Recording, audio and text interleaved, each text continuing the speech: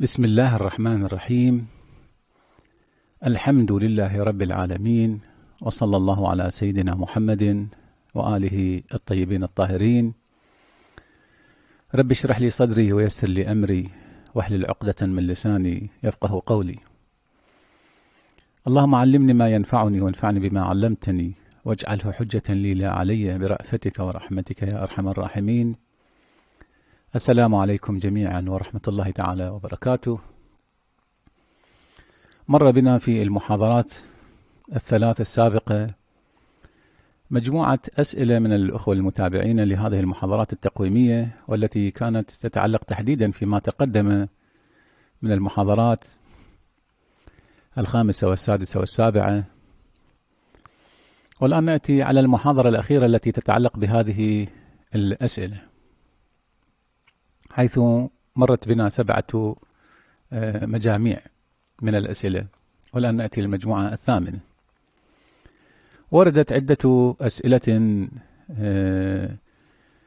لم يذكر فيها السائل يعني اسمه، والذي أرجوه من جميع الأخوة المشاركين في الأسئلة أن يذكروا أسماءهم أو أن يختاروا لهم أسماء ولو رمزية ليحصل تمايز بين السائلين.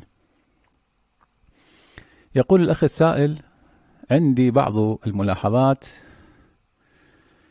التي تصب في نقل كلمات السيد من دون تسليط الضوء على خلفياتها التي على أساسها صدرت، وهي: أولا، تنقلون لنا كلمات السيد الحيدري التي تقول إنها تغيرت عن أصل المشروع، لكنكم لا تناقشون أدلته ولا الخلفيات التي وراءها، وكأنكم تفترضون أن الإنسان ينبغي أن يبقى في حالة ساكنة، وإذا أضاف شيئا جديدا أو تبنى رأيا آخر فهذا يعد منقصة. فلا أقل شيخنا لا تنقل الكلمات إلا بأدلتها حتى تفهم الناس أو تفهم الناس جيدا، أو حتى تفهم الناس جيدا، لأنك بهذه الطريقة تريد أن تبين لنا أن الرأي الجديد أسوأ من السابق بمجرد عرضه علينا وقول إنه أسوأ. جوابه: شكرا للأخ السائل الذي أرجو منه إذا كانت إن شاء الله تكون له مشاركات أخرى أن يهدئ قليلا من أعصابه. فأنا لم أصل بعد إلى المحاضرات النقدية لكلمات السيد الأستاذ التي جاءت في دروسه، هذا أولا. وثانيا، في كل كلماته التي أنقلها وأنقدها، سواء ما جاء منها وهو اليسير جدا في المحاضرات السابقة أو ما سيأتي منها وهو الكثير في المحاضرات اللاحقة إن شاء الله، لم يذكر السيد الأستاذ فيها أدلة لكي أناقشها، وإنما هي تحليلات منه لا جذور لها، لا في المشروع الإصلاحي ولا في جميع كتبه. وليتك تدلنا على مورد واحد ذكرته في المحاضرات السابقة وكانت تقف خلفه أدلة جاءت في كتبه أو في دروسه، وإنما هي ظنون مرتجلة لا أصل ولا جذر لها في المعارف الدينية. ولو وضعت يدي على جذورها كما تطلب في معرض سؤالك لجاءتك النتيجة كارثية، وليس كل ما يعرف يقال. وقولك كأنكم تفترضون أن الإنسان ينبغي أن يبقى في حالة ساكنة، وإذا أضاف شيئا جديدا أو تبنى رأيا جديدا فهذا يعد منقصة، لا، أنا لا أفترض أن يبقى العالم والمفكر ساكنا، بل أريد منه أن يكون متحركا. ولكن حركته العلمية لابد أن تكون في النصوص بصفته عالما دينيا، يعني المرجع الدين المرجع لأي شيء، مرجع للدين، أليس كذلك؟ وليس مرجع للحدثويين. يعني لما أقول أنسب نفسي إلى الدين، شنو المقصود من الدين؟ يعني النصوص، أليس كذلك؟ فلابد تكون يعني حركته العلمية في حدود النصوص نفسها بصفته عالما دينيا، وإما أن يسقط لنا النصوص الدينية ملوحا ببدائل التقاطية، هذا لا نسمح له، لا نسمح به. نعم، إذا أراد هكذا باحث أو عالم أن يتنازل عن صفته الدينية وعنوانه الديني فليتكلم بما يشاء ولا غضاض عليه. المنقصة ليست في التفكير ولا في الحركية ولا في الانفتاح. المنقصة بحسب تعبيرك إنما تكون في إسقاط التراث الديني وفي زرع الشك فيه، وهذه ليست صفة العالم، بل صفة العالم الحقيقي هو أن يخرج الناس من الشك إلى اليقين، لا أن يخرجهم من اليقين في دينهم إلى الشك فيه.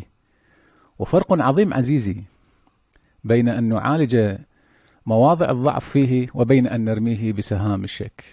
ويقول أيضا الأخ السائل ما يتعلق بالنقل بالمعنى، فالسيد تعرض للموضوع في كتابيه الموروث الروائي ومفاصل الإصلاح الشيعي، وأنت تعرف أن السيد ليست عنده مشكلة على مستوى الكبرى، وإن النقل بالمعنى حجة لو توفرت شروطه، لكن مشكلة السيد مع النقل بالمعنى على مستوى الصغرى، ولهذا تعبيره في الموروث الروائي دقيق إن هذه الشروط متوفرة في حدود ضيقة وعليه لا مهرب من عرض الروايات على القرآن، لأننا على مستوى الصغرى من جهة تحقق الشروط نحتاج إلى تحقيق وهذا غير متيسر. فالسيد لم يسقط جل الروايات لأنها نقلت بالمعنى، بل نقلها بالمعنى معناه ضرورة عرضها على القرآن، وهذا إثبات للرواية لا إسقاطها. بل هو في كتابه مفاصل الإصلاح الشيعي أشار إلى الفرق بين النقل بالمعنى وفهم الراوي، وقال فهم الراوي هو متوقف فيه، ولهذا شيخنا الكريم ما نقلته عنه من الدرس 36 من فقه المرأة لا أراه يعدو هذا الكلام المذكور في أصل المشروع. أما ما ذكره لزرارة فهو واضح من باب التمثيل على مستوى الصغرى. الجواب يا أخي العزيز من الواضح جدا هو أنك لم تستمع إلى المحاضرة الأولى أو للمحاضرات الأولى، فأنا لا أقدح بما جاء في تلك الكتب التي مثلت المشروع الإصلاحي، فكيف أطعن أنا بهذه الكتب وقد كتبتها بنفسي؟ وإنما أوجه نقدي حصرا لما جاء في دروسه التي تلت نشر المشروع والتي لم يلتزم بها بمقتضيات المشروع الإصلاحي. أنا أتفق معك على أن هنالك خللا في التراث الروائي سواء في نقله في متنه، وأنه لا بد من معالجة المشكلة من خلال الإرجاع إلى المرجعيات التصحيحية والتي يقف على رأسها القرآن الكريم. أما أن نقول بأن السنة لكونها محكية أو لكونها منقولة بالمعنى فلا اعتبار لها، وأن الاعتبار للسنة الواقعية وللسنة المسموعة، هذا خروج سافر عن أصل المشروع الإصلاحي. ولماذا جاء المشروع الإصلاحي؟ بل هو إسقاط واضح وصريح للمشروع نفسه. أنا لا أهتم كثيرا ببقاء السيد الأستاذ على المشروع أو بالتنصل عنه، ذلك شأنه كما هو شأنك أيضا. أنت وين أنت تضع نفسك في أي جهة هذا شأنك، لكني أقول عندما يقع التهافت الواضح والصارخ بين متبنيات المشروع الإصلاحي وبين ما جاء في دروسه، فإن السيد الأستاذ بعد ذلك لم يعد ممثلا لهذا المشروع، وإنه ذهب باتجاه مشروع آخر ويعني اتجاه آخر. وأيا كان مشروعه الجديد أنا لا شأن لي أيضا به. أنا الذي أهتم به أن هذا المشروع، هذه التطبيقات التي جاءت في دروسه لا تمثل المشروع، تتقاطع تماما مع المشروع الإصلاحي. هذا الذي أنا أدعي وأثبته بالأرقام. وأما ما ذكرته من كبريات وصغريات حبيبي هذا كلام لا محصل له، هذا عبارة عن توجيه ملتوي على ما صدر من السيد الأستاذ. السيد الأستاذ كما أعرفه أنا بدقة أكثر منك، يعني أنت أيا كنت مع احترامي واعتزازي وتقديري لك، أيا كنت أنت لست أقرب مني إليه خلال هذه الفترة العقدين من يعني التي مرت 20 سنة على تماس مباشر. السيد الأستاذ كما أعرفه بدقة وكما جاء في دروسه لا يعتقد بشيء اسمه السنة، بل هو يتحرز حتى من تسميتها بالشريفة لأنها لا تمثل عنده شيئا مقدسا. وأما التلاعب بالألفاظ فهذا لا يمكن تمريره على غير يعني لا يمكن تمريره على يعني أهل مكة. أهل مكة أدرى بشعابها، يمكن الآخرون يعني تمر عليهم هذه الكلمات والتبريرات وصغريات وكبريات، ثم إذا كان هو يؤمن بالكبرى ويسقط الصغرى. طب احنا ايش عندنا في الروايات غير الصغرى؟ إذن كل ما تأتي رواية تدخل تحت الصغرى سقطت، انتهى. ما الذي يبقى حبيبي؟ ما الذي يبقى؟ وأما ما ذكرته حول توقف السيد الأستاذ في فهم زرارة، هذا هو زرارة النوعي وليس زرارة الشخصي، أي أنه يتوقف في كل نقلة الروايات، وبالتالي ستكون النتيجة ما هي؟ سقوط الروايات، كما صرح السيد الأستاذ بذلك، مع أن الحل واضح وكما يقتضيه المشروع الإصلاحي، وهو عرضها على القرآن أو على المصححات الأخرى. هذا الذي نحن نلتزم به، لا نلتزم بشيء آخر. أما هي قضية التلاعب بالكلمات والاصطلاحات، يعني ولا تتبع خطوات الشيطان، هذه كلها خطوات تدخل في مناطق مظلمة، ظلمات بعد ظلمات. ويقول الأخ السائل أيضا: ما ذكرته من أن السيد تعرض للقرآن، فهذا مما يؤسف له شيخنا الكريم أن تذكر بعض كلماته حول الثقافة الشفاهية والثقافة الكتابية بصورة سريعة دون التعرض بالتفصيل لرأيه، وكيف عرض للمسألة ودون توضيح للخلفيات التي انطلق فيها السيد في هذا الموضوع. لكن أقول: هل هناك فرق بين البيئة الشفاهية والبيئة الكتابية؟ ما شاء الله، التي تصدر فيها النصوص ويقال فيها الكلام. حبيب، هذا الشفاهية والكتابية حبيب كلمات الأدباء، كلمات الناس العاديين، مو كلمات النصوص الدينية المنقولة بالتواتر. يعني القرآن أيضا نسقطه بالشفاهة والكتابة. ما الذي يبقى من القرآن؟ فنحن وصلنا الكتابة ولم يصلنا الشفاهي، ونحن مسؤولون عن الشفاهي وليس عن الكتابة، إذن لا قرآن. هو هذا اللي تريد تصل له؟ نحن نفهم من كلام السيد بأن القرآن قد صدر، هو حسب قول الآن كلامه، يقول: هل هناك فرق بين البيئة الشفاهية والبيئة الكتابية التي تصدر فيها النصوص ويقال فيها الكلام؟ نفهم من كلام السيد أن القرآن إن صدر في بيئة شفاهية فإن مميزات البيئة الشفاهية ستؤثر في القرآن، مثل وجود جمل معترضة والانتقالات. يعني القرآن ابن بيئته، مع هذا خلاصة كلامك، من موضوع لموضوع آخر كما نلاحظه في القرآن. فالسيد طرح موضوع الشفاهية والكتابية دفاعا عن القرآن لا لتوهينه. يعني هذه قراءتك طبعا تراها أنها دفاعا عن القرآن. أما الجواب أخي العزيز، أكرر مرة أخرى بأني في مجموع المحاضرات السابقة كنت بصدد عرض التصورات العامة والمباني الرئيسة والفرعية، وما جاء من النقد في بعض الكلمات مجرد تنبيه لتركيز أصل المباني وترك سؤال واضح: كيف خرج السيد الأستاذ على تلك المباني؟ وهذا ما سنأتي عليه في المحاضرات النقدية. وكنت وما زلت أكرر: لا داعي حبيبي للعجلة، وكما يعني يقول العراقيون: العافية بالتداريج. فهل المطلوب مني أن أحشد لك كل المطالب في محاضرة واحدة أو محاضرتين؟ وأما ما ذكرته من الشفاهية والكتابية فليس كما تقول، بل هي فكرة ملتوية جاء بها الحداثويون للتشكيك بالقرآن الكريم بعدما عجزوا عن التشكيك بوحيانيته. وما ذكرته أنا، وهو الشيء القليل جدا من كلمات السيد الأستاذ، هو ليس نهاية المطاف، وإنما يعني هي إشارات بسيطة إلى بحوث وكلمات منه تشم منها رائحة التشكيك بالقرآن والطعن به. ومع ذلك أنا قد قلت هناك بأننا ما زلنا نحمله على القول بوحيانية القرآن. أنا قلت ما زلت يعني نحسن الظن به ونحمله على وحيانية، وإن كنت أنا أعتقد وبحسب قرائن كثيرة أنه لا يعتقد بوحيانية القرآن على مستوى ألفاظه كقدر متيقن، ويرى أن هذا القرآن الواصل إنه يحكي عن ذلك القرآن، وله مداخل كثيرة حتى في موضوعة القراءات. هو يخرج موضوعة القراءات على أنها القراءات دليل على أن القرآن هو يحكي القرآن الأصلي وليس هو القرآن الأصلي. يعني على هذا المستوى الذي لا يميز بين ثبت القرآن وبين القراءات، انظر على هذا المستوى. وإن شاء الله سنأتي على عرض شيء من ذلك ليس قليلا في هذا الشأن. واصبر وما صبرك إلا بالله ولا تحزن عليهم ولا تكن في ضيق مما يمكرون.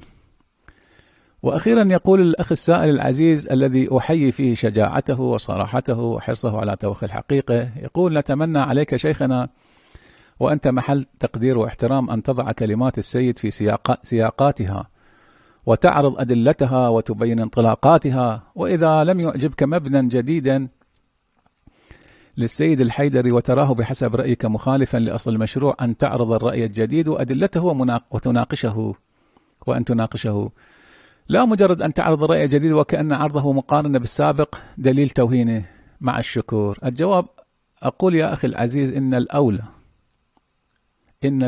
ثم الأولى ثم الأولى بهذه النصيحة الطيبة منك هو السيد الأستاذ نفسه، الذي يقرأ المتون بحسب ما يريد على طريقة هيدجر وغادمر ليطعن بها زيدا وعمرة. وكلمات السيد في دروسه هي في العادة لا تشكل سياقا متنيا، وإنما الكثير منها أشبه بالكلمات المتقاطعة أو بالبحوث الكشكولية التي تفتقد إلى وحدة الموضوع.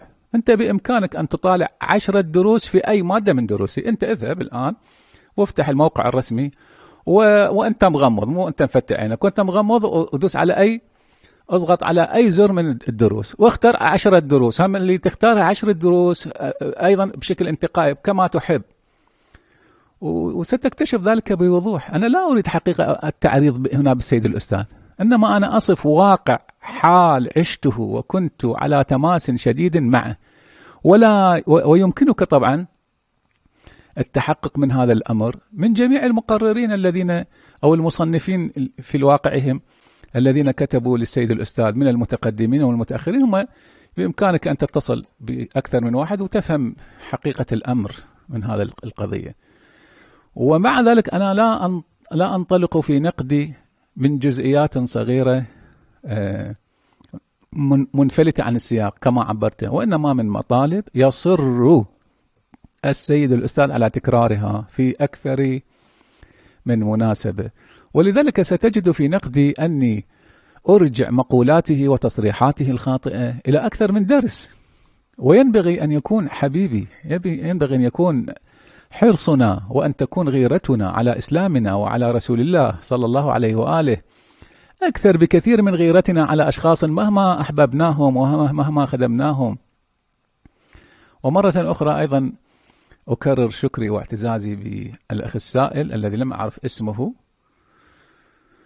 وسعادتي باهتمامه ورجائي له بالتوفيق وأن لا ينقطع عن إرفادنا بالأسئلة مهما كانت، فمثل هذه الأسئلة تغني البحث وتشعرنا بالمسؤولية بشكل أكبر. شكرا لك. تاسعا، وردت عدة أسئلة من الأخ إبراهيم رمضان من تنزانيا من محافظة عروشة، أرجو أن أكون قد قرأتها صحيحا. يقول: هل تقدم أن أخبرت سماحة السيد كمال الحيدري عن عدم إصابته في التطبيقات وما كان رده؟ الجواب عن ذلك: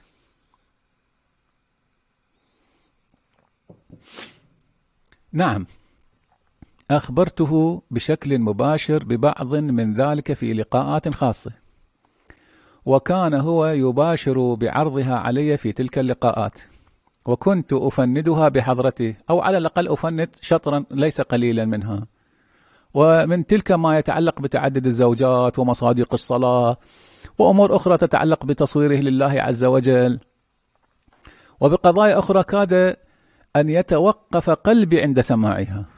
وبعض هذه الجلسات أنا لم أكن وحدي حاضرا فيها، كان بعض الأصدقاء أيضا والتلامذة كانوا حاضرين، وليس مناسبا أن أتحدث في هذه التفاصيل. ولما كنت أورد إشكالات واضحة على استظهاراته الغريبة العجيبة، كان يقول في جملة منها: سنعالج ذلك. أنا لا أدري أين وكيف سيعالج ذلك، هو يعني لا أعلم، هو ظاهر كان يعني كان طارحها في دروسه، ثم بعد ذلك يعني السؤال بعد الوقوع وليس قبل الوقوع، يعني كيف سيعالج؟ فهو متأثر كثيرا بطريقة الفخر الرازي في نقده للشبهات ونسيئته للإجابات، ولكن الفخر الرازي كان في العادة يجيب على إشكالات أثارها في رتبة سابقة، أما السيد الأستاذ فيهجرها بشكل كامل، وهذا طبعا معروف عنه ومشهور، وهذا ليس سرا أكشفه، ومنذ زمن طويل حتى قبل أن أتعرف عليه. وبإمكانك أن تسأل، أن تقيم 11 من طلبته بحسب ما تحب، وأسألهم عن هذه المسألة، وأعرف كيف أنه ينقدك الإشكال المريب ولكن لا جواب، ويقول سيأتي ولكن لا يأتي. متى سيأتي لا نعلم. وعلى أي حال فإن إيقاف السيد الأستاذ على أخطائه لا يجدي نفعا. أنا لم أجده يجدي نفعا، لأنه في العادة لا يسمع إلا صوته، ولذلك فأبواب المناقشة عنده شبه مقفلة في دروسه، ويمكن أن تسأل عنه تلامذته في ذلك وفي جميع الطبقات والمراحل. في سؤال ثان يقول: لكثرة إنتاجه كما أشرتم كم يستغرق عملكم هذا؟ الجواب: هذا سؤال جيد. في هذه المرحلة أنا لا أتصور أن هذه المحاضرات الموجزة ستتجاوز 30 محاضرة، ربما تقل قليلا أو تزيد يعني قليلا، ولا أدري فيما بعد يعني فيما يتعلق بدروس السيد الأستاذ.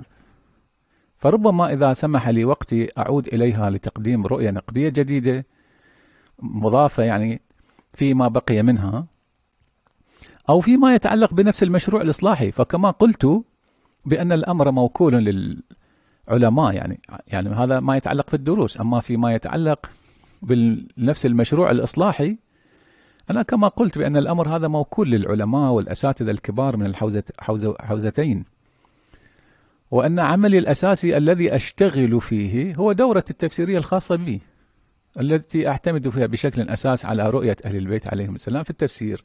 هذه عقيدتي، هذا ما أدين به، من أن أهل البيت محمد وآل محمد صلوات الله عليهم أجمعين هم الحق، هم الحق، هم الحق لا غير.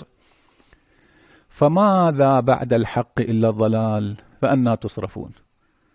وللآخرين اجتهاداتهم التي أنا لا أرى نفسي معنيا بها، قد أحترمها وأقرأها وأطالعها وأنقدها، ولكن أنا لست معنيا بها، يعني لست معنيا بالالتزام بها. أنا أعتقد بهذا الخط محمد وآل محمد، ليس هذا هو الحق عندي، ما عدا لا حق يعني الآخر أنا لا أضفي له صفة الحق، لكن أسكت عنه، أحترمه، أقدره، أعايشه. السؤال الآخر: هل علمتم الجهة التي يطبقها سماحته؟ لعلكم نظرتم إلى جهة ونظره إلى جهة فأصاب هناك بين قوسين يقول اختلاف الفهم. سؤال جيد هذا. جوابه: نعم، أنا أعلم يعني الجهة بوضوح التي يدور فيها في فلكها، وأهل مكة أدرى بشعابها. أنا لست مجرد قارئ لنتاجه أو لنتاجاته العقدية والفقهية والأصولية والفقهية، أنا طرف أساسي فيها وفي كل هذه المجالات، في العقيدة وفي الفقه وفي الفكر وفي العرفان وفي الأخلاق وفي التفسير وعلوم القرآن. أنا طرف أساسي في هذا الأمر، وأعرف بدقة كيف يفكر السيد الأستاذ وماذا يريد، ولكني أصرح بما صرح به، وأنقل ما هو مشهور أو منشور في موقعه الرسمي. فلا يكفي أن أقول سمعت، نقل لي، وإنما قرأت ورأيت وعرفت. وحتى ما يجري في اللقاءات الشخصية دون أن تكون لها إثباتات في الكتاب أو في موقع رسمي، أنا لا أعتبرها دليلا ولا يعني أحتمد عليها. وأما ما تحتمله من كونه ناظرا إلى جهة أخرى فيكون مصيبا فيها، فهذا ممكن فيما لو جاء في مورد واحد. وأما تكرار المطلب والإصرار عليه وجعله قاعدة وبحسب ما يعتقده جعله مفتاحا للاستنباط، فلا يأتي ما تحتمله في المقام. السؤال الرابع يقول: هل تصنفون هل تصنفون الكتب أيضا في عملكم كما فعل سماحته، أو فقط محاضرات؟ يعني يبدو أن الأخ غير متابع. يعني إذا كنتم تقصدون الكتب الخاصة بي، أنا لي كتب صدرت منذ أكثر من 10 سنوات وليس الآن. يعني من جملة تلك الكتب: سطور بين الإنسان والقرآن، مراتب فهم القرآن، الإعجاز اللوني في القرآن، تاريخية داعش، الوحدة النفسية في حياة الأسرية، هذه دورة ثلاثية، الإلحاد، قوة في الإعلام وضعف المضمون، مواقف أخلاقية، وبعض الكتيبات الصغيرة من قبيل القرآن في عاشوراء، المجتمع المنتظر، وشرح دعاء ما يا من تحل به عقد المكاره. فضلا عن مقالات كثيرة وأكثر من 10 كتب جديدة تحت الطبع، ويمكنك الدخول على الجوجل للتأكد من ذلك. بعد يقول سؤال خامس: بعد أن قمتم في المشروع لحد الآن في خدمته خدمة سماحة السيد أو فارقته؟ يعني هذا يفترض أن يكون واضح لديكم من خلال المحاضرة الأولى. على أي حال، علاقتي على المستوى الدرس الحضوري المباشر انتهت في عام 2007.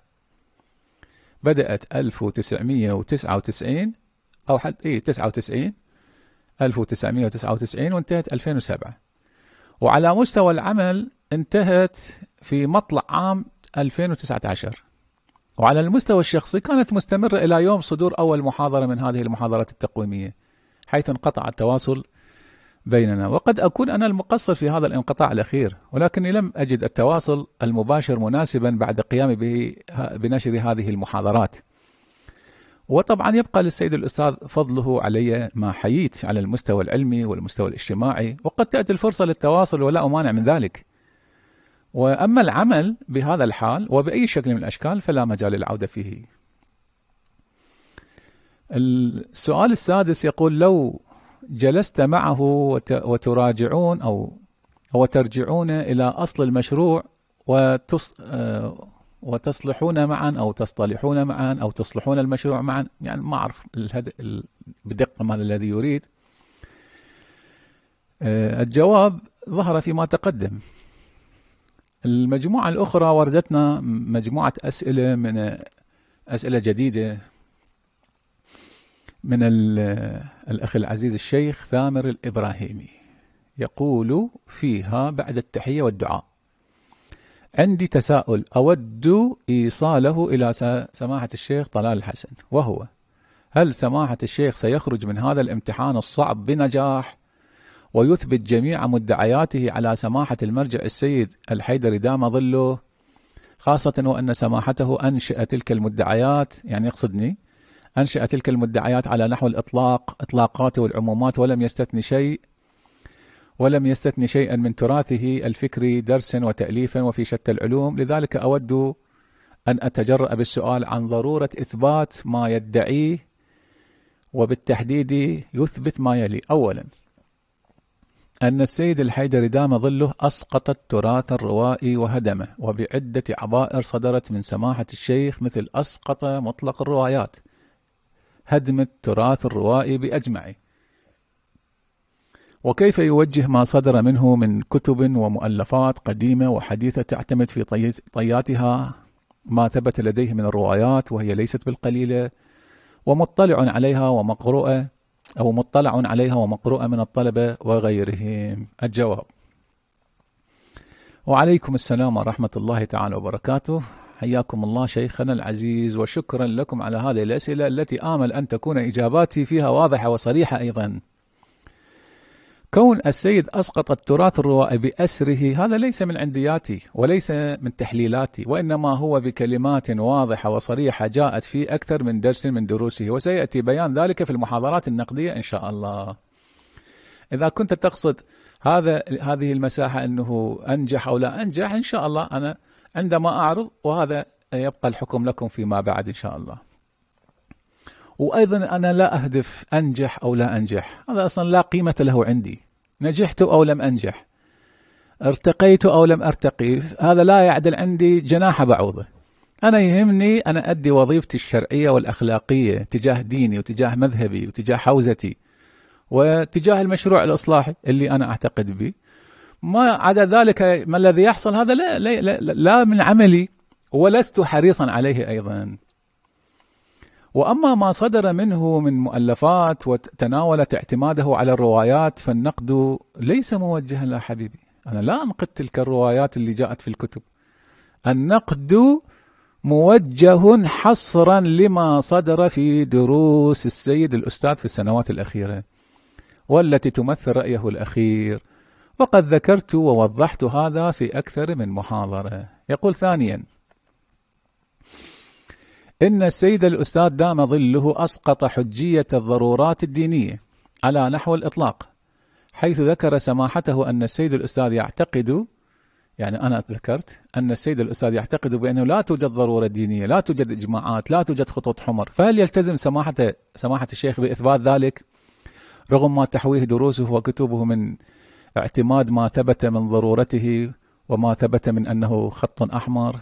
عزيز الشيخ، الجواب عن ذلك عزيز الشيخ كما تقدم، أنا لا أنقل عنه شيئا من عندياتي، لا أقوله ولا أنسب له شيئا من تحليلاتي، وإنما هي كلماته التي جاءت في دروسه. ماذا نفعل في كلماته؟ هذه جاءت في دروسه، والتي سأذكر في المحاضرات النقدية طرفا منها.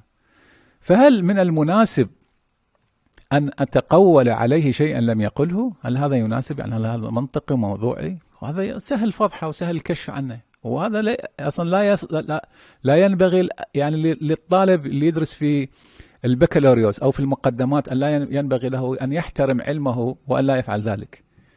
فكيف يمكن أنا أفعل ذلك؟ يعني أنا لا أرقي نفسي على هذا الطالب اللي هو أقل مرحلة من الناحية الدراسية عني، لكن أقول أنا أحترم نفسي وأحترم ما تعلمته، كيف أفعل مثل هذا؟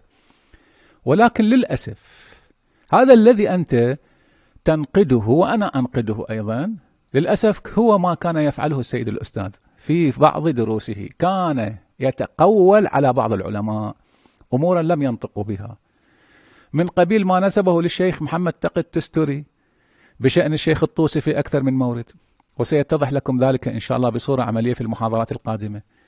إنما صدر من السيد الأستاذ في دروسه الأخيرة وتصريحاته، طبعا هذه التقولات حتى على السيد العلامة الطباطبائي ويأتي إن شاء الله، فما صدر منه في الدروس الأخيرة وتصريحاته إنما تمثل موقفه الأخير من مفاصل كثيرة من المنظومة الدينية، بمعنى أنها ناسخة لكل ما صدر عنه من كتب ومقررات، ومن ذلك ما صدر من المشروع الإصلاحي. وهذا ليست أول قارورة يكسرها السيد الأستاذ، ما أكثر القوارير التي كسرت.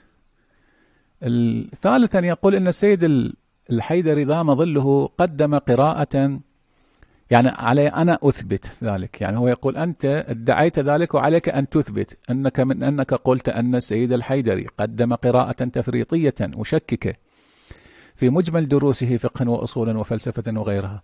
نعم هذا ما حصل، ويمكنك الاستماع إلى دروسه في الفلسفة والعرفان والفقه والأصول، فكل هذه الدروس ناطقة بشكل واضح وصريح بمنطق الشك، بمنهج الشك والطعن. هو يشك في كل شيء لأنه بوضوح لا يرى أمامه خطا أحمر، ولذلك فهو له رأي خطير حتى في ذات الله المقدسة وماهيته. فكيف بالنبوة والإمامة والفقه والقرآن والحديث؟ احنا اللي ندعيه سنثبته في ما جاء في دروسه، وعندما ما تقدم في المحاضرات في القراءة التفريطية، نعم التشكيكية، هذا سيأتي إن شاء الله. يعني هو لما واحد يطعن بالسنة الشريفة ويشكك بالقرآن، هذا شلون أليست هي القراءة هي التفريطية؟ تأتي إن شاء الله النصوص في ذلك. هنا أود أن أذكر شيئا عرفته بالتجربة، وهو هذا له الأمر وإن كان ليس خاصا بالسيد الأستاذ، لكن يمكن أن تنطبق القضية، وهو أن منطق التشدد عزيزي وعدم الاعتدال إذا حصل فيه خلل ففي العادة ينقلب إلى انفلات خطير. أعيد الفكرة، عندما يكون واحد متشدد متعصب غير معتدل، إذا حصل عنده خلل في منظومته ينقلب إلى منفلت، بمعنى الانتقال من دائرة الإفراط إلى دائرة التفريط. وأنا بحسب علمي ومعرفتي ومعايشتي للسيد الأستاذ أنه وقع ضحية للدائرتين معا، حيث كان إفراطيا وربما كان مغاليا في بعض معتقداته في العقود السابقة، يعني خلينا نقول ما قبل 2003. وما حصل ولما حصل ما حصل انقلب إلى الطرف الآخر، إلى التفريط، إلى درجة الطعن بالعصمة والإمامة، وفي فلتات غير قليلة. لكن المشكلة هي أن الحوزات العلمية بقسميها لا توجد فيها جهات رقابية واضحة تتابع هذه الدروس أو التصريحات، إلا ما يطفو منها على سطح. وهو حتى السيد الأستاذ يعتقد بهذا، أن يعتقد أنه الطلبة لا يقرؤون، وأن العلماء لا يقرؤون، وأن الحوزة لا تقرأ، فلا تدري ماذا يقول أحد يعني عن الآخر. يعني في طيات الدرس تبقى خفية، لا هكذا، إلا ما يطفو منها. احنا اللي يهمنا ما يتعلق في المشروع الإصلاحي، وما وافق نرفع، كما يعبرون، نرفع له القبعة، نحييه، وما خالف ننقده.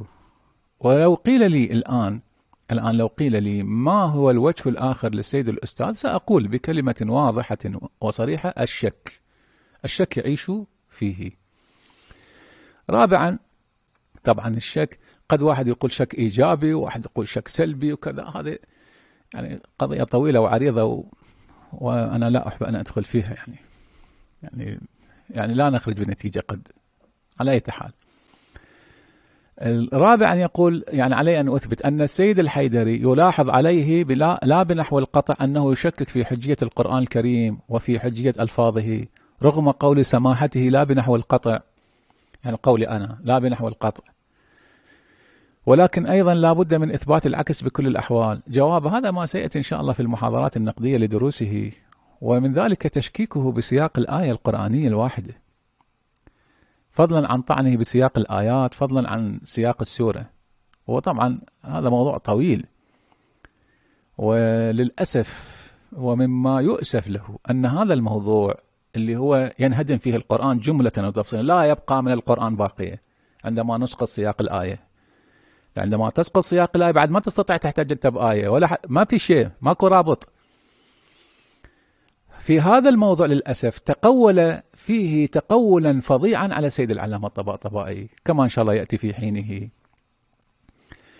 وأنا أعتقد ليس من المناسب حرق المراحل، ولكني أعدك إن شاء الله وفقا لما طلبته مني بإثبات ذلك. وأظن أن إثبات هذا الأمر ليس عسيرا لكل من قرأ أو طالع أو سمع دروس السيد الأستاذ، لا سيما دروسه في مباحث طهارة الإنسان وفقه المرأة، التي هي دروس قائمة على أصل الطعن بالتراث الديني والتشكيك فيه قرآنا وسنة، فضلا عن المسلمات والإجماعات والضرورات الدينية، هذه ساقطة بالطريق. وإذا انتهينا نحن من مجموع هذه المحاضرات التي قد تبلغ 30 محاضرة ولم تجد فيها ضالتك، فيمكنك أن تعيد أسئلتك مجددا. خامسا يقول، يعني علي أن أثبت هذا، وذكر على نحو التساؤل، الأخ وهذا الأخ ذكر على نحو التساؤل، يقول: ولكن ما دام طرح التساؤل فلا بد من إثبات عكسه، وهو أن السيد الحيدري دام ظله أتى بالمشروع الإصلاحي لا من أجل المشروع بل من أجل التشكيك في التراث الديني. وبالتأكيد يتطلب الأمر مهمة صعبة جدا حتى يوضح سماحته طريقة فهمه لكلمات سماحة المرجع، وكيف يميز ما بين الإثارة الإيجابية والتشكيك السلبي.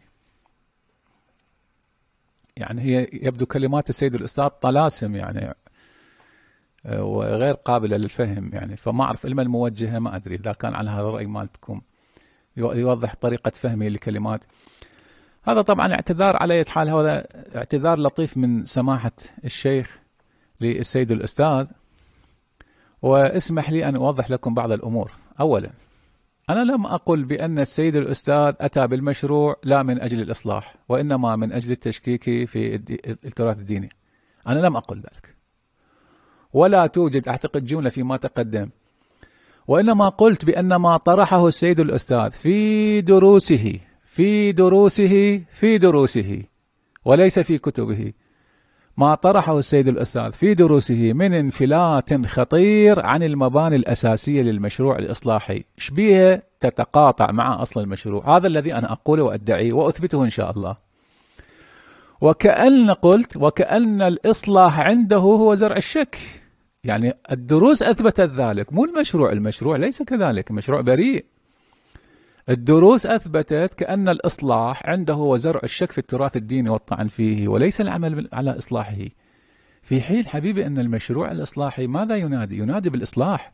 هو لماذا سمي المشروع الإصلاحي والمشروع الإصلاحي والمشروع الإسقاطي؟ فدروسه بشكل واضح تتناقض مع مقتضيات المشروع الإصلاحي المعلن عنه. هذا أولا. ثانيا، أما كيفية فهمي لكلماته، لكلمات السيد الأستاذ، فإنها قائمة على حجية الظهور، والمتكلم يفترض به أن يكون عاقلا حكيما قاصدا جادا، وما يذكره ليس ألغازا، وأدوات العرض والتحليل والنقد على بينة منها. فهل تعتقد مني القصور في ذلك وأنا مكلف من قبله بكتابة المشروع الإصلاحي نفسه؟ هل تعتقد القصور يعني في هذه الأدوات وأنا كتبت له أكثر من 30 كتاب؟ وهل تعتقد ذلك وأنا مكلف بكتابة دورة تفسيرية تبلغ 26 مجلدا انتهيت من 5 مجلدات منها؟ هذا أنت تجيب عنه إن شاء الله. أخي العزيز، إذا ما كان شلايرماخر يقول بضرورة وجود المحدد النفسي لمعرفة مراد المتكلم، أي أن تتقمص شخصية المتكلم لتعرف مراده من كلامه. أعيد هاي شوية، الفكرة قد تكون غريبة. شنو دخلنا على شلايرماخر؟ شلايرماخر اللي هو صاحب الهرمونياطيق المعرفية الكشفية، يعني يقول إنه إحنا كيف نفهم كلام المتكلم؟ لابد يكون عندنا محدد نفسي لمعرفة مراد المتكلم. شنو المحدد النفسي؟ يعني أن تتقمص شخصية المتكلم. أقول إذا كان شلايرماخر يقول بهذا المعنى، فأنا أدعي في المقام أمتلك هذا المحدد فيما يتعلق بالسيد الأستاذ، وربما أذهب إلى ما هو أبعد من ذلك، لا عن مغالاة ولا عن مبالغة، وإنما عن تجربة ومعايشة. أقول لو أن السيد الأستاذ كتب جملا وترك في وسطها فراغات بحذف بعض الكلمات، يمكنني بنسبة عالية تقدير تلك الكلمات. ليش؟ لشدة معرفتي بشخصية الأستاذ، وأظن أنه يعرف ذلك جيدا. ولذلك كان السيد الأستاذ يشبهني بالشهيد مطهري بالنسبة للسيد العلامة الطبائي. يعني السيد العلامة كان إذا أراد الكلام ينظر في الحضور، إذا كان الشهيد مطهري حاضرا فإنه سيطمئن بوجود من يفهم كلماته. وأنما أنا ذكرت ذلك لكم اضطرارا مني لبيان طبيعة فهمي لكلمات السيد الأستاذ، وما كنت أود أن أجد نفسي في هذا المقام النقدي للسيد الأستاذ، ولكني كما ذكرت وأكرر أنطلق من مسؤوليتي الشرعية والأخلاقية تجاه ديني ومذهبي وحوزتي أيضا، وأنا أعتقد ديني ومذهبي وحوزتي فوق كل جهة وشخص. أخيرا يقول الأخ العزيز الشيخ ثامر الإبراهيمي، يقول معذرة للإطالة ومعذرة شديدة من سماحة الشيخ، يعني أشكرك لهذا الأدب الرفيع، وأرجو أن يصلح الله عز وجل أمرنا في ديننا، ولا يكون نقدنا إلا لبناء الفكر لا لهدم المفكر. أقول آمين رب العالمين. اللهم نطلب عفوك ورضاك لسائر المؤمنين. اللهم ارزقنا توفيق الطاعة وبعد المعصية، وصدق النية وعرفان الحرمة، وأكرمنا بالهدى والاستقامة، وسدد ألسنتنا بالصواب والحكمة، واملأ قلوبنا بالعلم والمعرفة، وطهر بطوننا من الحرام والشبهة، واكفف أيدينا عن الظلم والسرقة، وأغضض أبصارنا عن الفجور والخيانة، واسدد أسماعنا عن اللغو والغيبة، وتفضل على علمائنا بالزهد والنصيحة، وعلى المتعلمين بالجهد والرغبة، وعلى المستمعين بالاتباع والموعظة، وعلى مرضى المسلمين بالشفاء والراحة، وعلى موتاهم بالرأفة والرحمة، وعجل لوليك الفرج صاحب هذه الكلمات النورانية. أشكركم أيها الأحبة، أيها الأخوة، أيها الأعزة، على هذه الأسئلة الاستفهامية، هذه الأسئلة التي تعطي إشراقات جديدة على أصل الموضوع، على المحاضرات، وترسم لنا طرقا جديدة ومساحة، وتفتح لنا مساحات جديدة للفهم وللحركة الموضوعية الطريقة السليمة في العرض والتحليل والنقد. وأنا إن شاء الله أحسن الظن بجميع من سأل، وأسأل الله سبحانه وتعالى التوفيق لنا ولهم جميعا، والتوفيق أيضا للسيد الأستاذ كمال حيدري. اللهم أصلح كل فاسد من أمور المسلمين، اللهم غير سوء حالنا بحسن حالك، إنك على كل شيء قدير. وصلى الله على المبعوث رحمة للعالمين محمد وآله الطيبين الطاهرين.